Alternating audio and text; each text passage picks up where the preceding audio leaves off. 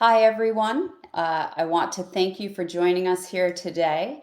And hopefully, everybody that's here is looking to spend the next 20 minutes or so talking about making co-sell and marketplace a habit in your sales organization. I'm Jen Murphy, and I will be guiding you through this conversation and would like to encourage everybody who is joining to make this as interactive as possible. I have the chat open. I will be watching the chat. But I also do know that at half past, our main man, Brian Danker, has got a session going on in the main session. So if you do want to go, please feel free. I won't be offended. But I will also offer to be in the lounge afterward for any questions and be available to you for one-on-one conversations. For those of you who don't know me, just a little background. I've been in this industry, we'll just say, for greater than 25 years. I have been predominantly on the channel side of ISVs, but also have done some direct selling. But when I've been on the channel side, my main objective has been to either define or redefine the strategy and really assist the organization in building the right team to execute that strategy, and then adjust the strategy as we go. Because we all know here, no matter how long you've been on the channel side, things change quickly. And over the last couple of years, we've seen a tremendous shift in behavior. And that's why we're talking now. So first, let's get into how are you going to get these guys engaged, right? How do you excite them? We all know you've got to validate the direct seller's perspective. They can make their money without engaging partners. They have the skills, they have the resources, and they all know how to work their plan to hit that goal and then begin to overachieve by themselves. But the people who are successful in our role, who are engaging with the cloud vendors, are able to tell these sellers how the cloud vendors expand that money bag, right? What does co-sell do for you? You get validation in the marketplace. You have a team of people behind you providing resources to ensure that that customer solution is optimized, is bulletproof, is ready to go to production to achieve the goals that they've set, all leading to a bigger deal size. From the marketplace perspective, when we then add that into it, that money grows because you're getting access to committed budget. You're getting shortened sales cycles from a purchasing path perspective, and you've got that co-sell activity behind you. So how do we excite the sellers? We validate their value independently, but we show them how to increase the deal size with partners and then really show them how to make the money by incorporating marketplace. So I thought that the best way to really set the stage for this conversation was to talk a little bit about a specific example at a past company.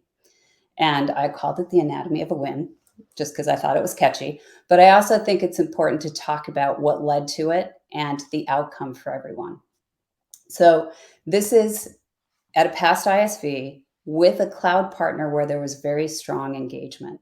There was a good relationship. There was a specific vertical market team that we were engaged with and had some wins. And we're trying to find what was that big win that we could begin to promote and really scream from the rooftops so customers would come and leverage our joint solution.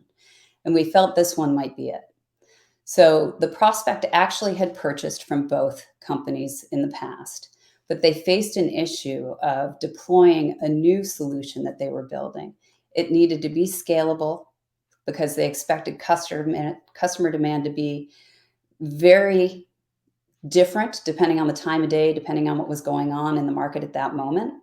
But it also, most importantly, needed to be on their chosen cloud platform and compliant, as well as always available because of that variance in demand. So a long sales cycle ensued.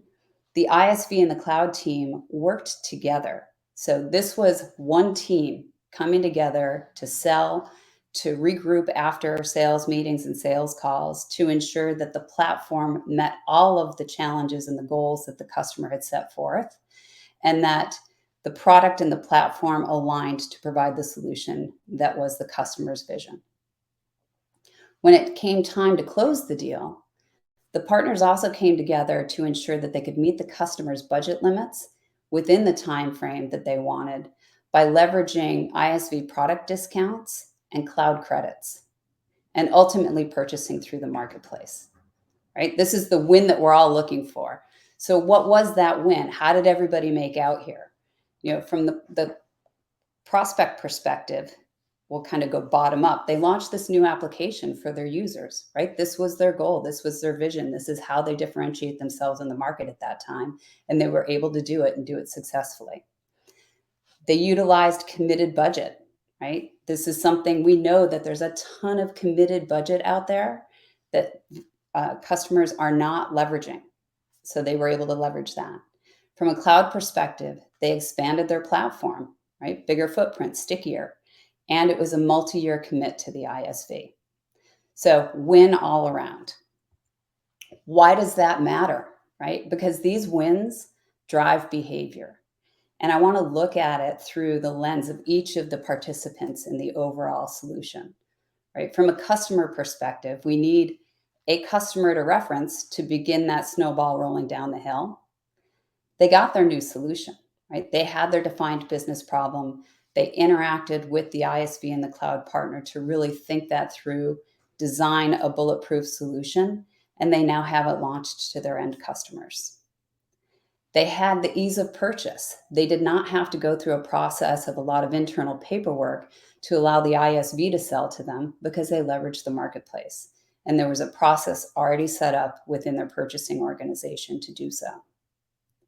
They leveraged that allocated budget, right? It's that millions and millions of dollars of commit that's out there that people are not leveraging and not meeting the goals that they set with the cloud vendors. And this took a little chunk off the top of that. From the cloud partner perspective, and you'll see a lot of what's going on in the ISV rep, they had, in this case, an expanded customer footprint, but in a lot of other cases, new customer footprint, right? How did they do that in this joint solution? It gives them the opportunity to say, I've got a new logo, I've got stickier footprint and cloud platform here. They've got a trusted partner, right? This was an involved sales cycle.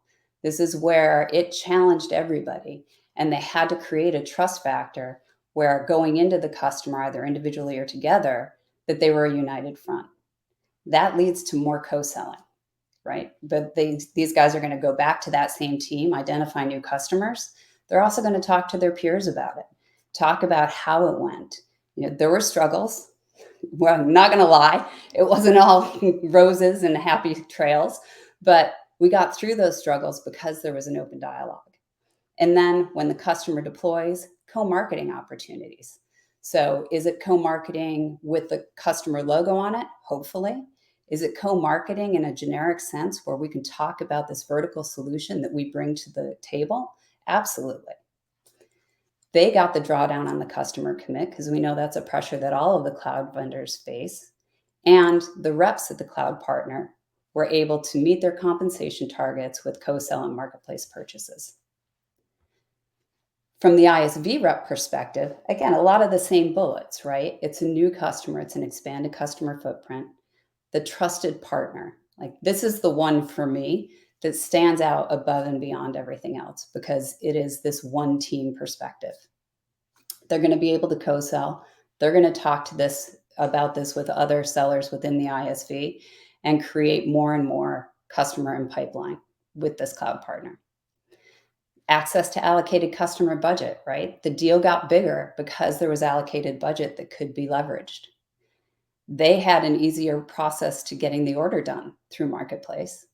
And most importantly, we're going back to showing them the money. They achieve their goals, right? The bookings goals, the logo goals, all of the different criteria that these ISV reps have on their shoulder to get to credits, they got there. And I'm going to pause for just a second. I don't think there are any questions in the chat, but I'm just looking. And thank you, JV Mello, for that comment. It's true. They aren't only for the seller. All parties win. So let's get to the meat of the conversation, right? Make it a habit. How do you make it a habit? And this slide I actually took from the lens of, within the organization, what do you need to have this be something that everybody wakes up and thinks about? And I'll talk about these bullets, but I'll also talk about some of my personal experiences. From an executive buy-in perspective, this has to be part of the corporate strategy to make it a habit. I've been at companies where it's not, and it's an uphill battle every day. Where I am today, I've been here for about a quarter, and will say I've never had such strong backing from the C-suite. We've gone from no co-sell registration at all to over 7 figures in less than 3 months. And that's because every day, every C-level person, every VP, every SVP is talking about the fact that partners are important to our selling. They're an important part of our solution, and we can't reach our sales goals without them. And when you have that, we actually can, and I will share the deck, sorry, but when you have that backing, that's the place that the entire company buys in, because it's not just a team talking about, it's everybody talking about it. You need the executives to participate in the sales QBRs and sales meetings. They need to continue to encourage the successes, to review the effort, and if the effort isn't there, question why, and reiterate the reason that we're doing this and the benefits to the team for doing it well. From a partner perspective, they need to participate in the partner QBRs, right? This shows the partner that there's executive buy-in. It's not just a deal by deal situation or a joint marketing situation. It's really around how are we going to succeed as a team. Compensation is the next piece. So, how are the reps being paid? And there are a couple lenses here that look pretty similar, the co-sell, tracking, and the comp. But the comp is, what is the money going in the pocket of the rep? And based on that, how can you incent their behavior, right? Engaging partners, can you bonus them? If a partner is part of a deal, can they actually get an uplift? Do they actually get a bonus for co-sell registration? Do they have metrics tied to their compensation around the number of co-sell registrations? And do they get indifferent comp if it's a marketplace transaction, right? Is their comp grossed up? These things can really work in the benefit of partners, but it also can be detrimental if you don't have them. From a co-sell and tracking perspective, right, these are things that it takes everybody to be part of, but you really need to have opportunity registration be core. The way that I've approached it today and what's been really successful is I've explained to the team what it means to co-sell register. Right? It doesn't mean that people are going to come and jump in your deal and you're going to lose control. It means we're making the partner aware. You have the option to engage their rep if you want to, but you don't have to. So you don't have to worry about conflict. You don't have to worry about different conversations that you're not part of, or even the potential of a competitor being brought in. Never should be part of co-sell anyway, but we all know how direct reps think. And that's the way that I've approached it with this team. And all of our deals are registered if they're tagged. And I do give them the option before I finalize it to say, you're good with this, right? And they've done nothing but embrace it. CRM reporting is important, right? These reps should be tagging partners in deals.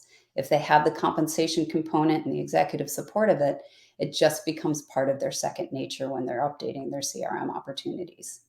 That way you can report on it, you can ensure that your co-sell registration is up to date, and your conversations with your counterparts within these partners are going the way that they should be. And then the last piece, and we'll talk a little bit more about this in the next slide, is those rep-to-rep introductions and joint selling. Right? These are essential to make it a habit. If it's not happening, they're never going to continue to make it work. And finally, repeatability. Right? We talk about this when we're talking about customer wins. Well, partners are customers too. Right? You need to sell to these partners. What's happening? How are we getting these wins? What are those anatomies of these wins? How do we continue to replicate that? And here's a success story. What did it drive for each of the teams involved? Right? What was the customer win? What was the rep win? What was our reps win? And why did they care? And how do we repeat it? And then even marketing. Right? And it's marketing to each other, to the sales teams for each other, but then coming together and having those sales teams get their customers to approve that external marketing. So and I've got 3 minutes left, so thank you for everybody that has stayed. What is your role? Here's the hard part, right? Because in the end, even with executive buy-in, the lift is on the channel organization to make this work. And it is a part of your daily process, and it is never easy, but over time, it becomes every part of everybody's DNA, right? From a team perspective, it's your job on a daily basis to educate the sellers on how to leverage partners, to ensure that they understand the right way to do it and that they know that doing it the right way can supersize their deals in the end. And it's little things that can help it, pointing out examples of what's worked and what's not worked, and making sure that they understand that the worked is better than the not worked. Partners, you need to develop your own champions within these partners. You hear it all the time when sales reps are reviewing their deals, who's their champion? We need those too. We need technical champions, sales champions, and partner champions. We need them at the field level and at the executive level. They need to be able to articulate the story as well. And I did see a question here, and I will answer it in just a moment. So I was just saying they need to be able to articulate the story as well, because again, if they're saying it and we're saying it, it comes out across the organization through executive teams as well as through the field. Co-sell. This is probably one of the most important pieces when you're getting into the actual execution and making it a habit. It's the right behaviors in co-sell. It's babysitting the rep conversations until you're confident that your reps are behaving properly. And it's not that you don't trust them. It's just that it is not core to their DNA to be open and to be malleable, if you will, in how they approach a solution sale. And if you help them understand that and you help them begin to do that, and you do that with the best reps in your company, and they get a win, it will trickle down and it will go across the organization. Materials are very important as well, right? Those win wires, those success stories. How do you create those use cases and begin to propagate it across the organization? What is that joint value proposition? What are those 3 bullets that you want the cloud partner to look at and say, hey, if I hear these 3 things, I know I need to call this company. And then finally, success metrics. It's not just comp, there are other metrics that you're going to measure. It could be deal registrations, it could be dollars through the marketplace, it could be the number of wins. You need to be able to track things, it needs to be aligned across the organization, and you need to report it back to the company. And lastly, just bringing it all together, I guess I could have all the bullets say show them the money, but you really do need leadership support and constant reinforcement. You need to foster the right behavior with partners in your organization, build the tools, and celebrate the right behavior. And again, I know that there were a couple questions. I am running out of time. If I could ask, the question is, if your business goes through a strategy change on a corporate level, what's the advice to change with the partners? This is a pretty in-depth question. So I will actually be moving into the lounge and would be happy to have this conversation and continue the conversation there if anyone would like. And I will, as asked, share the deck. Let me know if you'd like to join, and I hope to see you, and I hope this was informative. Thank you.